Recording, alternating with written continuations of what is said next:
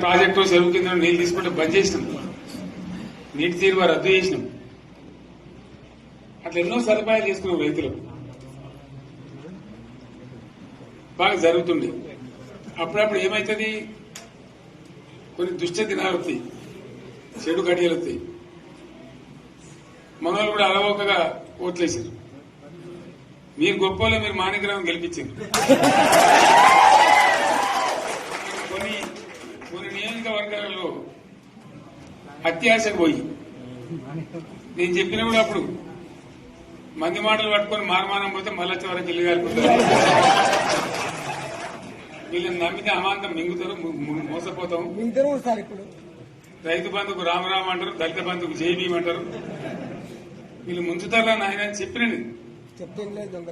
ఆయన వాడు తులం బంగారం ఇస్తా,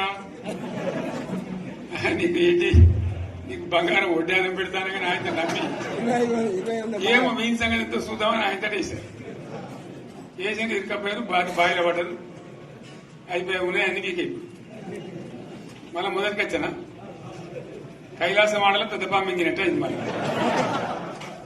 అంతే కదా, ఆలోచన లేకుండా ఎటు పడితే అటు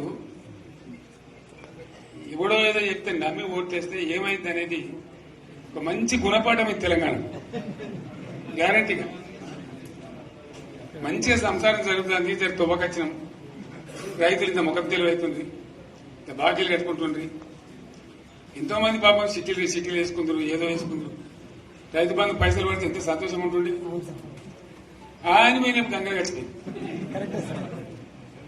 ఇప్పుడు వాడు ఇతడో ఏడో భగవంతుని కరెక్ట్ ఇచ్చినప్పుడు మోసం. ఏదో మళ్ళీ ఎలక్షన్ కోసం దానికోసం చేస్తారు తప్ప కడుపు నిండా ప్రేమ ఇచ్చేది ఇట్లే ఉంటుందా? సర్పంచ్ ఎలక్షన్ సార్ మనం ఉన్నప్పుడు కరోనా వచ్చింది. కరోనా వస్తే రైతు బంధు ఆపలేదు. కరోనా వచ్చి రాష్ట్రానికి రూపాయి ఆదాయం రాకపోయినా 4-5 మంచి స్కీములు తెచ్చి ఇవాళ కాపాడుకున్నాం. గౌరవంగా బతికింది రైతులు. బీమా వచ్చినండి. రైతు బీమా పెడితే ఎంతమందికి సాయం జరిగింది. గుంట భూమి ఉన్న కూడా మంచిగా సాయం జరిగింది. చిన్న రైతు కూడా సాయం జరిగింది. అట్లా అందరికి మనం గొర్రెల కాపలకు గొర్రెలు ఇవ్వడం కానీ, చేప పిల్లలు కానీ, అనేక రకాల అన్ని వర్గాల ప్రజలను ఎట్లా ఆదుకోవాలని అట్లా ఆదుకున్నాం. మా తెలంగాణ కదా మేము తెచ్చుకున్నాం కష్టపడి. మా వాళ్ళందరి పైకి రావాలి. కాంగ్రెస్ గవర్నర్ ముస్లింలో ఓట్లేసుకున్న తప్ప ముస్లింలకు మనం చేసిందా? ఇమాం మౌసాలకి మన జీతం ఇచ్చిందా? మనం వచ్చినాకనే ఫస్ట్ టైం వాళ్ళని గుర్తించి వాళ్ళని గౌరవించుకున్నాం.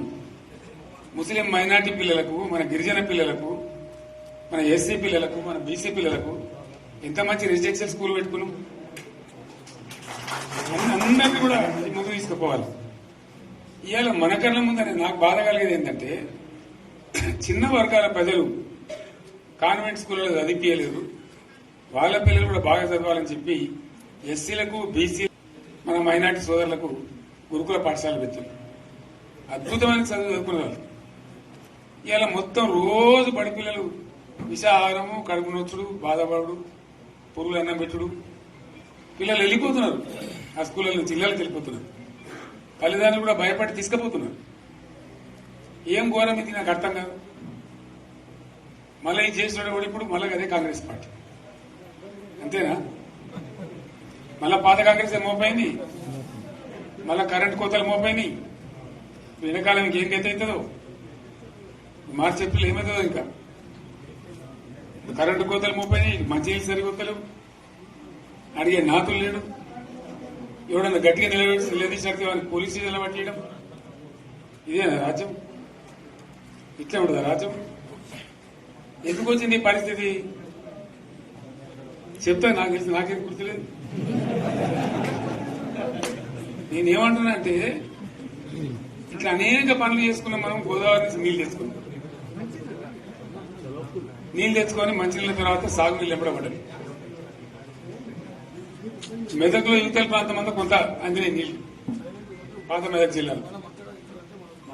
నీటికి మిగిలిపోయినాయి మన 2 తాలూకాలు, నారాయణఖేడ్, జైరాబాద్. వాళ్ళకి నీళ్లు కావాలి. ఎట్లా రావాలి గోదావరి నీళ్లు? సింగూరు ఒక టైంలో నిండుతుంది, ఒక టైంలో నిండదు. మరి నిండినప్పుడు ఎట్లా? గోదావరి నీళ్ళే దిక్కు